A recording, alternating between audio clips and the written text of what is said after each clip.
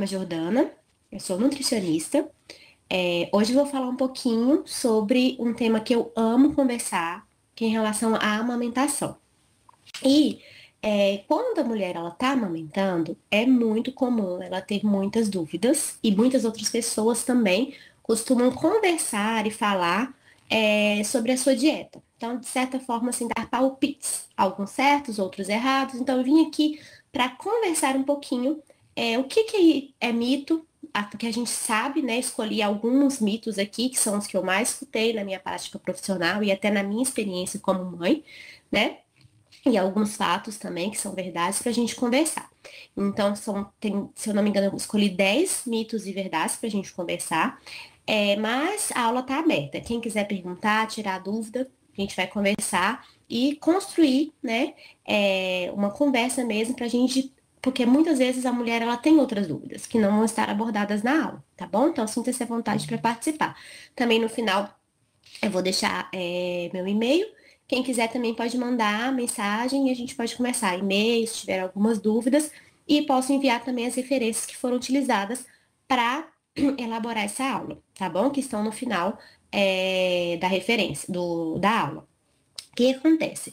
Tudo que está aqui foi embasado em alguma literatura científica, então foi de pesquisa. Então nada foi feito com achismo. Como toda aula que eu dou, eu sempre pego o embasamento teórico previamente, ok? Então, por quê, né, que eu resolvi falar dessa aula? Então, porque as mulheres, elas ouvem muitas informações conflitantes sobre o que podem ou não comer durante a amamentação. E essas recomendações já foi pesquisado, então a gente tem diferentes pesquisas que mostram que isso pode variar de acordo com o país, mas no Brasil e na maioria dos países, esses dados são internacionais também, as recomendações e o que a mulher, o conhecimento tanto do profissional de saúde como da mulher que amamenta, ela pode variar de acordo com a cultura, né, daquela pessoa, no país que ela está, na cultura que ela está inserida, a tradição, se ela acredita, e também se ela acredita ou não nessa tradição, uma tradição familiar, uma tradição da própria população em si, tá bom? Que ela está inserida. Condições financeiras podem interferir também nos mitos e nas verdades e no próprio conhecimento relacionado à amamentação. As preferências pessoais, né, da alimentação da mulher e também o quanto que ela considera que a dieta dela vai influenciar na alimentação agora e no futuro do bebê, tá? Então, isso também é muito importante. Muitos artigos têm demonstrado isso. Então, às vezes, a mulher, ela não tem tanto conhecimento científico, não tem um nível educacional tão bom, mas ela tem uma noção de que a amamentação pode influenciar a alimentação do bebê. E isso é mais importante do que o próprio conhecimento, porque é a partir daí que ela vai buscar alterações. A gente fala assim que é um momento que a gente pode utilizar com uma estratégia de educação alimentar e nutricional muito importante, tá? Não restringindo, não trabalhando tabus, mas trabalhando o que é uma alimentação saudável. Além das preferências pessoais, as experiências exitosas que o profissional de saúde que está tratando, acompanhando essa mulher, os próprios familiares, a rede de apoio que ela tem também vão influenciar, né? Experiências traumáticas. E essas experiências traumáticas estão relacionadas tanto à própria mulher, né? Como aquelas pessoas, e principalmente mulheres, que ajudam ela no momento da amamentação. Esse aqui é um artigo que foi publicado em 2021, né, numa revista muito boa, que fala em relação a isso. Que mundialmente a gente tem diferentes disseminações de mitos e o que é verdade mesmo, o que é fato em relação à amamentação. E eles estão relacionados à prática de alimentação e são difundidos, inclusive entre os profissionais de saúde, então, esse artigo, o que ele fez? Ele resolveu, em 2021, da Polônia, pesquisadores da Polônia, realizar um estudo de corte que ele ia avaliar o link entre o conhecimento sobre a relação entre a dieta materna e a amamentação entre as próprias mulheres que amamentavam. Eles fizeram uma investigação durante o primeiro ano da amamentação da mulher. E os profissionais de saúde que atendiam o público materno-infantil, prioritariamente mulheres que amamentavam, ok? E aí, eles observaram que existem diferentes mitos, né? E os mitos, os que foram mais relacionados foram a dieta da mãe, que vai alterar a composição do leite materno. A gente sabe que tem uma influência, sim, da alimentação da mãe, mas ela, muitas vezes, ela é, vamos dizer assim, aparecem mais verdades, mais mitos do que é o que realmente é verdade, né? Então, foi a principal coisa. Impacto da dieta materna na composição do leite materno. A alteração da composição do leite materno, de acordo, por exemplo, com o estado nutricional da mulher, né? Consumo de alimentos específicos com a finalidade de aumentar o volume do leite materno produzido. E efeitos adversos da dieta materna na saúde infantil, que o que mais foi relacionado foi em relação à cólica, né? Foram que esses pesquisadores encontraram, tanto no conhecimento da mãe, como no conhecimento dos próprios profissionais que atendiam as mulheres, ok? E os resultados. Eles observaram os principais resultados, eu resumi aqui para vocês, eles têm esse artigo é bem interessante, né? Mas eles observaram que as convicções errôneas sobre os efeitos negativos dos hábitos alimentares rotineiros durante a amamentação afetam a duração da amamentação. Por quê? Eles discutem que essa convicção errônea, ela parte muitas vezes do profissional. E o profissional, ele tem mesmo que a gente fala muito do poder do médico, né? Assim, na duração da amamentação, nesse apoio mesmo, no quanto a mulher acredita. Mas na amamentação, outros diferentes profissionais da saúde podem influenciar a amamentação, tanto positivamente como negativamente. Então, a gente tem que tomar muito cuidado com a informação e com a interferência que é dada, né? Infelizmente, essas convicções errôneas, elas fizeram reduzir o tempo de amamentação, tanto por palpites errados dos profissionais que atendem, como própria insegurança da mãe, tá? A amamentação prolongada, ela foi positivamente associada ao conhecimento materno. E esse conhecimento materno, ele não quer dizer que não está relacionado ao nível socioeconômico, é o conhecimento da mãe em relação ao aleitamento materno, quanto ela buscou estudou por conta própria, por exemplo, ou procurou apoio em bancos de leite, ou algum apoio com alguma pessoa mesmo que tinha uma experiência prévia e que foi procurar esse apoio, mas ele foi contrabalanceado com a literatura, tá? Em relação a técnicas de amamentação, que os bancos de leite fazem um papel muito importante nisso, né? Soluções para dificuldades durante a amamentação e sobre a nutrição materna. Então, as mulheres que tinham melhor conhecimento em relação a esses tópicos tiveram maior duração da amamentação, ok? E foi uma diferença significativa.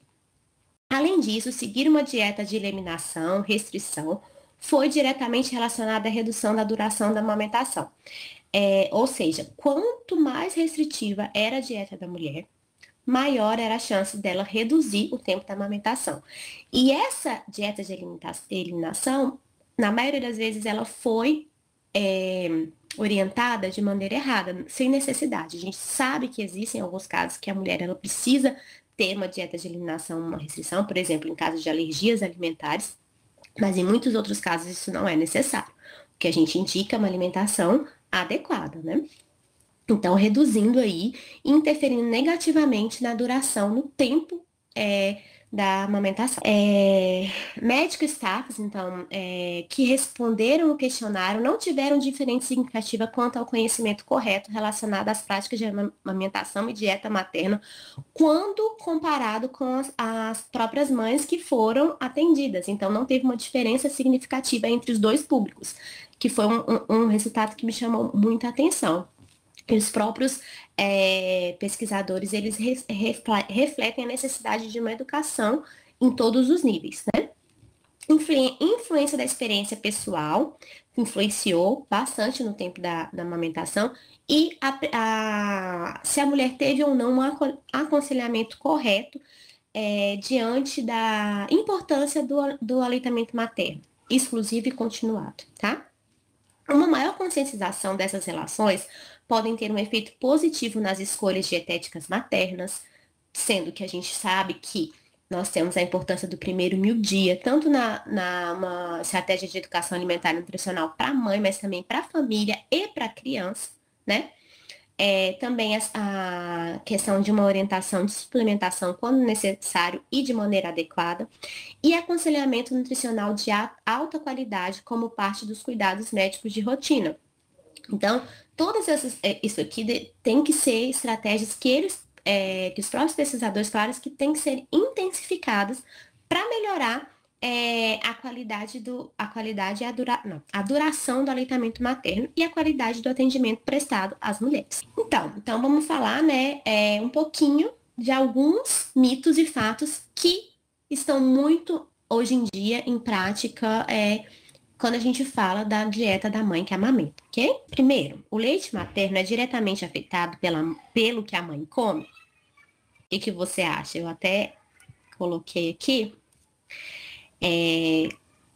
Diretamente. Então, eu frisei a palavra diretamente. Porque a gente não tem uma comprovação direta do que a mãe come no leite materno. Quando os alimentos, bebidas ou medicamentos, eles são ingeridos, essa substância, o alimento, né, ela vai ser decomposta no processo digestivo e no trato digestivo, e os componentes do tamanho de uma molécula da substância são absorvidos pelo sangue, tá? Então, vai ser absorvida a glicose e outros nutrientes, e não o próprio alimento em si, né? Então, a gente já tem essa limitação. Peraí, eu acho que eu passei um slide. Passei. Os seios, né? Quando a gente tem lá os alvéolos agrupados, os lóbulos, eles produzem leite a partir da água e dos nutrientes que são removidos da corrente sanguínea, né? Pelo um processo de difusão. Então, está mais concentrado na corrente sanguínea, passa para os alvéolos, que vai produzir o leite, né? Então, um processo de difusão, que são encaminhados ao mamilo através dos ductos, dos tubos, né?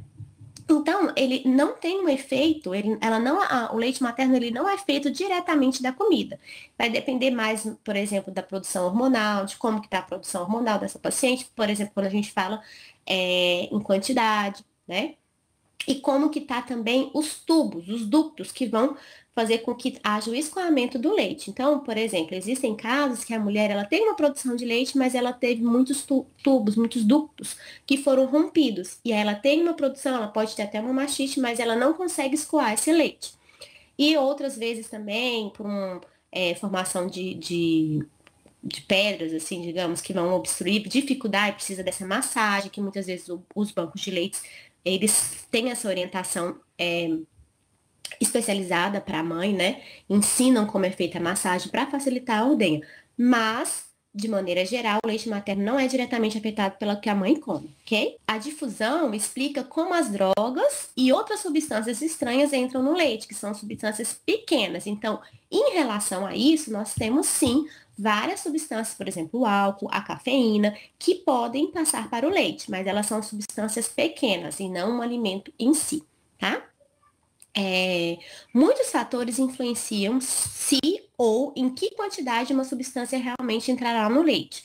Por exemplo, como eu falei, é um processo de difusão, vai depender também de quando que essa mulher foi exposta, tá? Como que tá a flora intestinal da paciente. Então, isso também tem alguns estudos que mostram que o uso de probióticos da mãe pode melhorar, sim, a qualidade do leite, tá bom?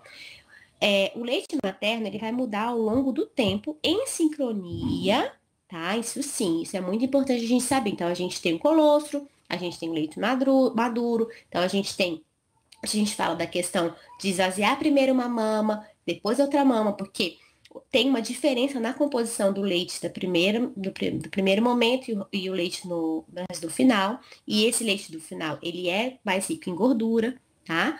Então, o leite materno vai mudar ao longo do tempo em sincronia com a idade do bebê.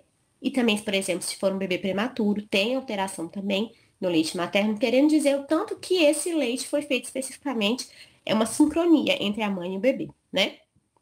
O ambiente da mãe, que é um dos importantes aspectos de saúde relacionado à amamentação, por exemplo, a microflora intestinal, tá? mas não diretamente em relação ao alimento. Se a mãe tem uma dieta pobre em qualidade, seu leite não será bom o suficiente. O leite materno é uma substância viva que evolui em sincronia com as necessidades do bebê. E também muda a cada mamada de acordo com a duração da mamada, como eu falei anteriormente. Ele contém nutrientes vitais, células de construção de imunidade, por exemplo, as imunglobulinas, né? Células tronco, alimentos para as bactérias intestinais saudáveis, que são os prebióticos, né? Muitos outros fatores de saúde que não podem ser replicados. Então, de qualquer maneira, o leite materno, ele não vai ser pobre, tá? Ele tem uma qualidade suficiente e adequada, especialmente programada para aquele bebê, tá bom? As pesquisas até o momento não conseguiram relacionar a dieta da mãe com a quantidade destes nutrientes relacionados ao estado de saúde do bebê, tá? Então, até hoje, a gente não tem, em relação à quantidade dos alimentos relacionados ao estado de saúde do bebê. Tanto que, mesmo uma mulher desnutrida, ela consegue produzir um leite para o bebê. Então, a gente já viu, é normal a gente ver em fotos, né, crianças amamentadas por mães caquéticas. Isso é uma prova de que se a mulher tiver uma dieta pobre, a qualidade do seu leite não será afetada, tá bom? Mas existem algumas pesquisas recentes que falam que o bebê, tanto pela questão dele ver o que a mãe está comendo, né? Que a mãe está comendo, então, uma estimulação visual, mas também existem algumas pesquisas que mostram que o cheiro, o sabor de algumas substâncias, por exemplo, do alho, do café, eles podem passar para o leite da mãe. E isso poderia sim influenciar as preferências alimentares do bebê. Tanto a exposição da mãe comendo o alimento, como os sabores que podem ser passados pelo leite do bebê, ou da mãe que o bebê vai mamar, ok? O tipo de gordura da dieta materna, sim, pode alterar, tá? Então, existem alguns estudos recentes que mostram que, por exemplo, se a mãe tem uma dieta mais rica em gordura saturada, o bebê vai receber um leite mais rico em gordura saturada, por exemplo. O tipo de gordura da dieta materna está intimamente relacionado ao tipo de gordura do leite que a mãe produz. Embora o conteúdo calórico do leite humano seja bastante, ele muda, mas muito pouco, tá? Então, vai ter gordura para o bebê, na quantidade que ele necessita, mas a classificação, se vai ser gordura saturada, se a mãe tiver um excesso de gordura, de consumo de gordura saturada, vai ser maior, tá? Pessoas que passam por condições de fome ainda produzem leite, fornecendo nutrição ideal para os seus bebês. A amamentação responsiva garante que os bebês recebam tudo o que precisam para crescer bem e permanecer saudável. Essa amamentação responsiva seria na hora que o bebê quer, conhecendo os sinais de fome de cada bebê, que podem ser diferentes. Então, é esse conhecimento da mãe e do bebê, que muitas vezes gera uma insegurança. Às vezes o bebê está chorando por outros motivos e a mãe, ela tem uma insegurança, principalmente quando é a primeira vez que a mãe é muito nova ou quando é o primeiro filho, pode gerar uma insegurança, uma angústia e muitas vezes pode interferir na segurança da mãe, que ela acha que o leite dela é pouco, que é fraco, enfim, e muitas vezes leva a uma introdução precoce de fórmula e muitas vezes interrompendo ou desfavorecendo mesmo a amamentação exclusiva, tá? E aí, quando a gente fala aqui, ó, das pessoas que passam por condições de fome e ainda produzem leite, fornecendo a nutrição ideal para seus bebês, tem uma questão.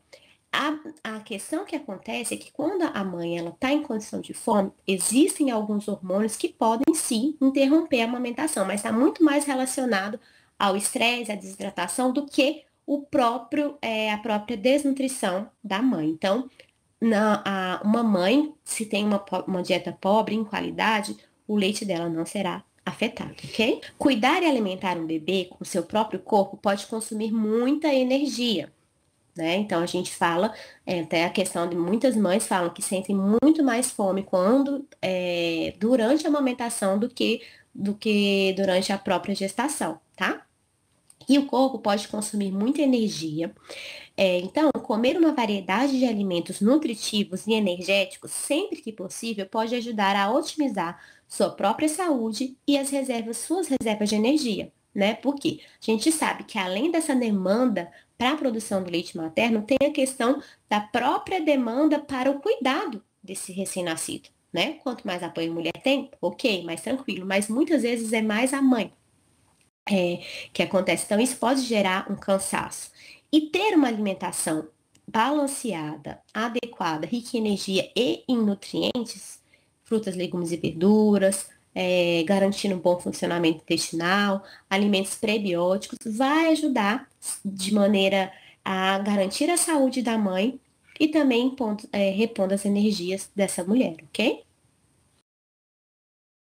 E aqui é só para falar, como eu falei, esse ano, a campanha do Agosto Dourado, ele está muito relacionado à rede de apoio, né? Então, amamentação, incentive a família, alimente a vida. Amamente seu filho até os 2 anos ou mais, nos primeiros 6 meses, dê somente o leite do peito. Então, assim, falando muito da questão da rede de apoio para a mulher também conseguir amamentar, né? Então, é importante que não só a mulher tenha conhecimento, né, desses mitos e dessas verdades, mas também quem apoia, quem está ali do lado, porque muitas vezes ela pode até ter o conhecimento, mas a insegurança desse momento, tanto os hormônios, tanto as alterações hormonais, se ela não tiver apoio, ela não vai conseguir chegar ao objetivo final.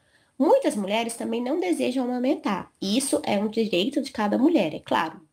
Mas a partir do momento que ela tem mais informação dos benefícios, é mais fácil que ela consiga, e mais apoio, é mais fácil que ela consiga amamentar o seu bebê. Terceiro, né? Alguns alimentos podem alterar o sabor do leite materno. Foi o que eu falei, né? Um pouquinho no mito anterior. Apesar de ainda necessitarmos de pesquisas para melhor entender a influência da dieta materna e o sabor do leite, que está sendo um interesse atual, estudar essa alteração do leite, como não acontece, ainda nós precisamos de mais estudos, mas existem sim alguns alimentos que a gente já sabe que altera ou o odor do leite ou até mesmo o sabor, tá? Alimentos com sabor forte, como o alho, pela alicina, pimenta ou molho de soja, podem alterar o sabor do leite materno. Mecanismos para auxiliar o bebê a se acostumar com a dieta da família, alguns estudos falam isso, né?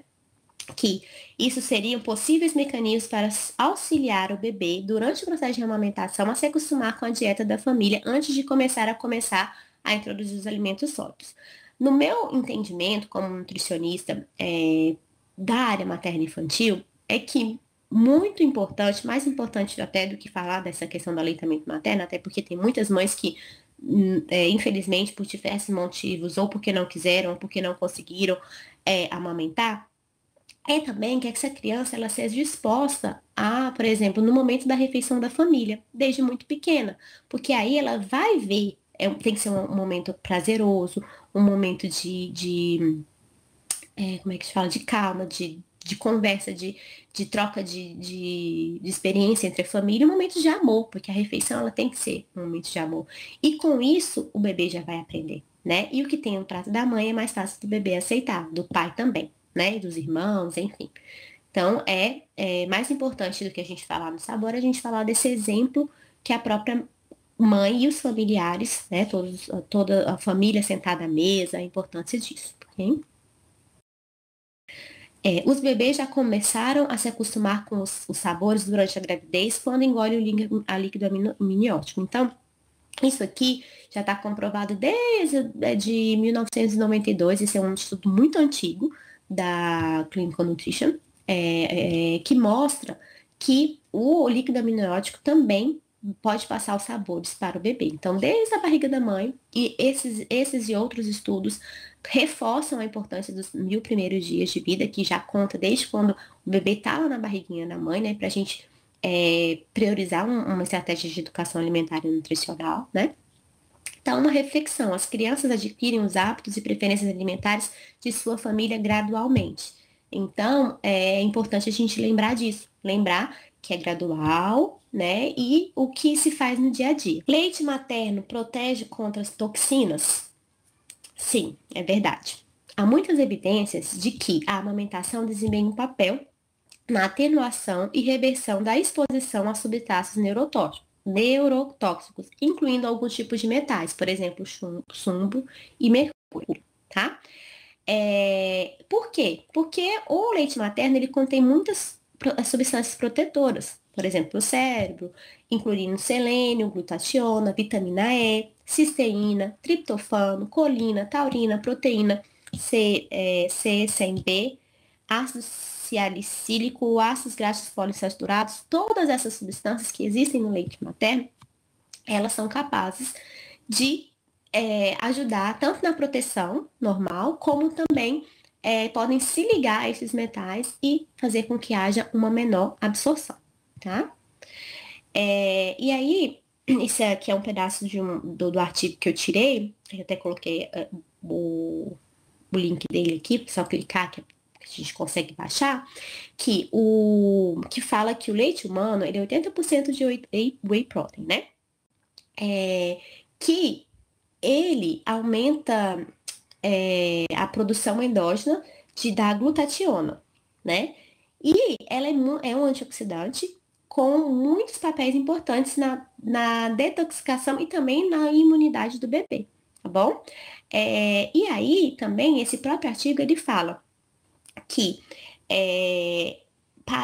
não se sabe muito bem o motivo, mas parece que o whey protein do leite materno, ele é mais eficaz nessa proteção. E alguns estudos experimentais ainda mostram que pode ajudar essa whey protein do leite materno, ele pode ajudar na prevenção de tumor, tá? Porque tem esse acréscimo desse nível da glutationa no nível sérico e nos tecidos do bebê, tá? Que vai ter atividades imunológicas. E também, em adição, a alfa-lactoglobulina do leite humano tem sido demonstrada para ter induzir uma apoptose seletiva para células de câncer. Tem um artigo que eu não coloquei aqui, não coloquei referência aqui porque eu acabei não usando ele, mas ele foi publicado acho que 2 anos atrás, ele foi publicado na JAMA, uma das melhores, uma revista de maior fator de impacto que eu tenho conhecimento, falando que a amamentação, bebês que são amamentados por tempos mais longos, eles têm uma proteção contra a leucemia. Eu não sabia disso, foi um aprendizado para mim, e ele explica muito bem os motivos. E aí, uma das coisas que ele fala é em relação a isso, que a alfa-lactoalbumina do leite materno, ela pode induzir essa seletividade, uma apoptose seletiva, né, para células de início tumoral, tá? Então, é um mecanismo que vai ajudar a eliminar o tumor antes de que ele comece. E muitas vezes isso acontece ainda no intestino do bebê. Interessante? Muito interessante esse artigo, tá bom? Mais um motivo para a gente tentar, né, intensificar o aleitamento materno. A mãe precisa comer alimentos, preparações especiais para amamentar? Bom, isso é um mito, não é necessário. Apesar de que não existe nenhuma, assim, desde que seja um hábito da mulher, seja uma coisa que ela goste, seja feita com alguém que fez com muito carinho para essa mulher, não vai ter uma interferência, não vai ser bom. Essa mulher vai estar mais feliz, vai se sentir bem, ela vai se sentir cuidada. E isso sim pode aumentar o bem-estar dessa mulher e melhorar a produção dela de leite. Porque a gente sabe que o estresse, ele é contra, né, a produção do leite. Então, quanto mais relaxado a mãe está, mais ela vai produzir esse leite. Quanto mais esse bebê ele suga corretamente, contato pele a pele, isso tudo vai influenciar na produção do leite, né?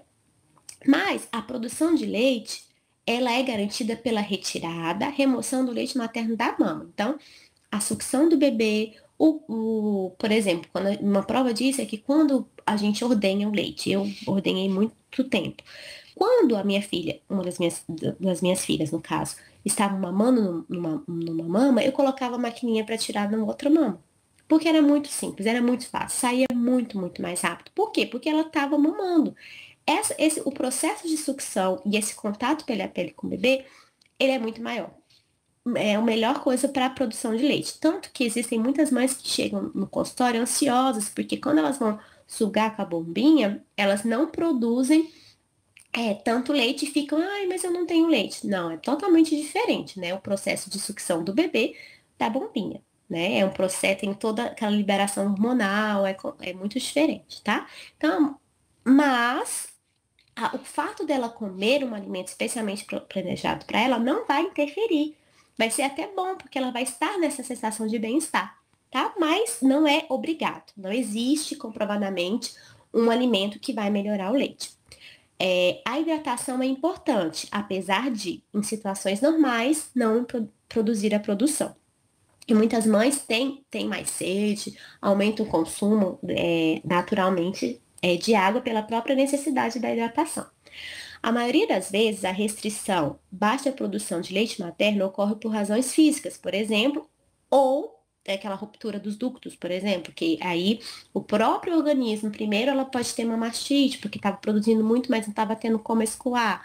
E aí o próprio organismo diminui essa produção, porque não está conseguindo escoar, né? Senão ela ia ter sempre, sempre novas infecções, inflamação. Ou em casos de psicológicos também pode estar relacionado à redução da produção do leite materno, tá? São as principais causas, não quer dizer que não existam outras. Apesar de ser extremamente necessário e recomendado uma alimentação saudável, fracionada e rica em frutas, legumes e verduras, não há um alimento em particular que deve ser consumido especialmente se não for o hábito da mulher ou se ela não gostar, tá bom? E assim, um cuidado muito, muito, muito assim, importante que eu gostaria que as pessoas tivessem em relação aqui, infelizmente, ainda tem muita gente hoje que recomenda o uso da cerveja para a amamentação. A cerveja tem bastante líquido, né? Então ela serve como hidratação, ela é um alimento calórico, carboidrato, então também vai ajudar na oferta calórica para a mãe, porém ela tem álcool. Se for uma cerveja sem álcool, ok, a mãe pode beber. Mas a cerveja com álcool, ela não deve ser consumida, porque a gente sabe que o álcool ele vai passar diretamente pro bebê, tá bom? Pro leite, né? E vai ser ofertado para esse bebê. Então, a gente não pode fazer essa orientação. E a gente também, se a gente conhece alguma paciente ou algum familiar que usa a cerveja para aumentar o leite, ela tem que ter conhecimento disso. Isso é um mito e a gente não deve passar essa informação à frente. Mães veganas, ou seja, vegetarianas estritas, podem ter mais dificuldade para amamentar? Não, isso é um mito, tá? A produção de leite ela não tem nada a ver com uma restrição dietética que a mulher possa ter, tá? Não há qualquer contraindicação ou dificuldade associada a isso. Prova disso é que mesmo em situações de privação, as mães produzem leite. No entanto, mães que são vegetarianas estritas, a maioria das vezes precisam de suplementação de alguns minerais e vitaminas, principalmente a vitamina B12, ok? Uma mãe que amamenta pode sentir fome e sede com mais frequência? Porque quem amamentou sabe que é verdade, né? Muitas mães sentem sede quando amamentam, mas não é necessário beber mais do que você se sente confortável. Geralmente o próprio organismo ele muda. Por exemplo, vou dar um exemplo meu. Eu sou péssima para beber água. Eu bebo água porque eu sei que tem que beber. Mas eu não. Na amamentação, meu consumo de água aumentou consideravelmente. Eu sentia muita sede. Porque é automático, tá? Mas cuidado. Chás de ervas e infusões para aumentar a injeção de líquidos. Muitas pessoas usam, né? Tem que tomar muito cuidado. Porque tem que conferir se esse chá ele é apropriado, se existe algum risco, né, durante a amamentação. Existem, por exemplo, se você tiver um consumo excessivo de cafeína, vários chás são frutos de cafeína, ele vai passar para o bebê pode ficar mais irritadiço, tá? Quantidades excessivas de alguns chás de ervas e infusões podem prejudicar a produção de leite. Então, eles precisam ser usados moderadamente, com cautela e com orientação. Uma mãe que amamenta pode sentir a mesma coisa, né? Qual o número que ficou diferente? A taxa metabólica de uma mulher torna-se mais eficiente durante a lactação. E há sim um pequeno aumento da necessidade energética dessa mulher. Muitas vezes, com um adicional de alguns lanches, algumas castanhas, vegetais e frutas, esse aporte ele pode ser atingido, tá? É importante que essa mulher ela tenha um aporte, uma ajuda mesmo para ela conseguir se alimentar bem. Porque muitas vezes, como ela está muito sobrecarregada, muitos lanches fáceis que são mais calóricos, tem mais caloria, açúcar, gordura saturada, sódio, que podem piorar a saúde dessa mulher que já está num momento mais delicado, digamos assim. Então, se ela tiver apoio, se ela conseguir uma programação, conseguir se organizar, tiver alguém que separe essas frutas, higienize essas frutas, separe as castanhas, vai ser mais fácil para ela e, inclusive, tem mais chances dela retornar ao peso dela pré-gestacional com maior facilidade, tá bom? Outra coisa é o ganho de peso durante a gravidez, geralmente é gradualmente perdido ao longo da amamentação, porque é daí uma principal fonte de energia para a produção do leite materno. Então, nosso organismo ele é realmente muito sábio. Mesmo assim, é normal sentir mais fome. Mas cuidado, é igual que eu falei, a questão do consumo de alimentos ricos em açúcar, mais fáceis, eles podem não, além de causar uma fome em um período muito pequeno de tempo, a absorção deles é mais rápida, pode gerar um pico de glicemia na mulher, uma resistência à insulina no futuro. Então a mulher tem que tentar priorizar alimentos que são mais saciogênicos, como eu falei, uso de castanhas, frutas com aveia, por exemplo, linhaça, chia, queijos, né, podem ser utilizados. Calorias extras vai ser que essa mulher vai necessitar, vai ser influenciado pela idade do bebê, e se a amamentação é exclusiva ou complementada, a porcentagem de gordura corporal, né, da mãe, quanto peso que ela ganhou, tamanho do corpo e o nível de atividade física. São as principais coisas que vão influenciar a quantidade de energia a mais que essa mulher precisa. Mas a influência da fome e da sede, a fome também tem um pouco a ver com a questão da organização, do tipo de alimento que ela está comendo, quão ansiosa essa mulher está. Então, tudo isso pode estar relacionado a esse aumento da fome. Então, a gente tem que sempre orientar, quando a gente acompanha a paciente, para ela observar isso. A dieta materna afeta a quantidade de lactose do leite? Esse aqui, gente, eu nem coloquei como mito ou verdade, por quê?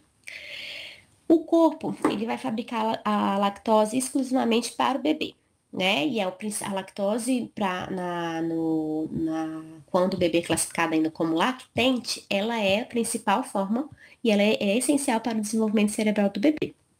Porém, em alguns casos, quando a mãe tem normalmente é constante, tá? Essa quantidade de lactose, ela é o açúcar do leite, mas em alguns casos, quando a mãe ela tem o mesmo consumo de lactose, e ela tem um dia que ela tem um overconsumo, um consumo muito além do que ela está acostumada a consumir, de alimentos ricos em lactose, o recém-nascido pode ter desconforto gastrointestinal, que podem ser confundidos muitas vezes com cólica. E pode, inclusive, ter alteração da coloração das fezes. As fezes podem ficar mais esverdeadas, tá? Então, por isso que eu não coloquei nem mito, nem verdade, porque pode acontecer que altere, mas geralmente a quantidade de lactose no leite da mãe, ela é constante. A intolerância à lactose, ela ocorre quando o corpo não produz mais a enzima lactase. Então, a intolerância à lactose, ela quer dizer, lactose, ela é um açúcar, então não é diferente de alergia, né? E o corpo não produz mais a enzima lactase necessária para digerir a lactose, que pode ser, por exemplo, transitória, ou pode ser porque realmente existe, né?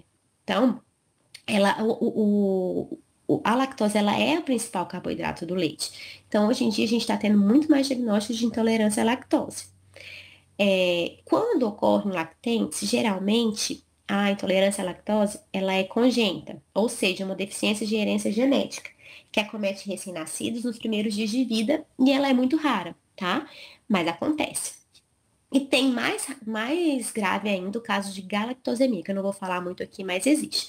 Muitas vezes, a intolerância à lactose, os sintomas são muito semelhantes aos do refluxo e das alergias, então tem que ser muito bem investigado para saber diferenciar cada um deles. As alergias alimentares em bebês amamentados geralmente são causadas por substâncias que passam para o leite materno e não pelo próprio leite materno? Sim, tá? Isso é verdade. Ou seja, o que quer dizer que, na maioria dos casos, a mãe do bebê com alergia o bebê pode ser amamentado. É claro que isso vai depender muito da rede de apoio que a mulher tem, de como essa mulher está orientada, de como do grau dela de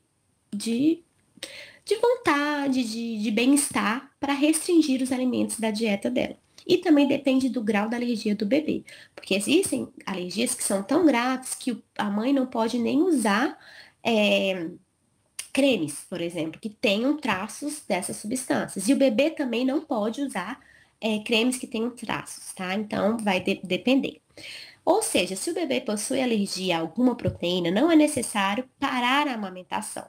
Não é necessário, mas em muitos casos, infelizmente, pelas dificuldades, isso acontece. Porém, a mãe precisa fazer uma dieta rigorosa de restrição da proteína alergênica, que, como eu expliquei, vai depender do grau e de quais alergias são. Mas existe uma coisa que a gente fala o seguinte: o bebê, quando é descoberta uma alergia e a mãe consegue manter a amamentação exclusiva e depois continuada até os 2 anos ou mais, esse bebê tem mais chances de ter uma remissão aos sintomas, porque mesmo que a mãe ela diminua a exposição, porque ela retira o alergênico da alimentação dela, ela ainda tem chances do bebê ter contato com traços. E também o próprio aleitamento materno vai melhorar a imunidade desse bebê e com o tempo essa alergia pode sumir, tá? Os 3 principais antígenos alimentares que têm uma resposta, né, são a proteína do leite de vaca, principalmente a beta-lactoglobulina, a proteína de soja e a clara de ovo. Outros antígenos comuns são amendoim, castanhas e peixe. Infelizmente, a gente tem visto aumentar muito, muito mesmo o diagnóstico. Eu não sei se é porque antigamente o diagnóstico não era feito, né, era escondido, mascarado por algum outro problema, mas está aumentando muito o diagnóstico de alergia nas crianças, até 2 anos. Enfim, esses foram os principais mitos, né, e verdades que eu trouxe hoje para a gente conversar. Essas foram as principais referências que eu utilizei. Obrigada.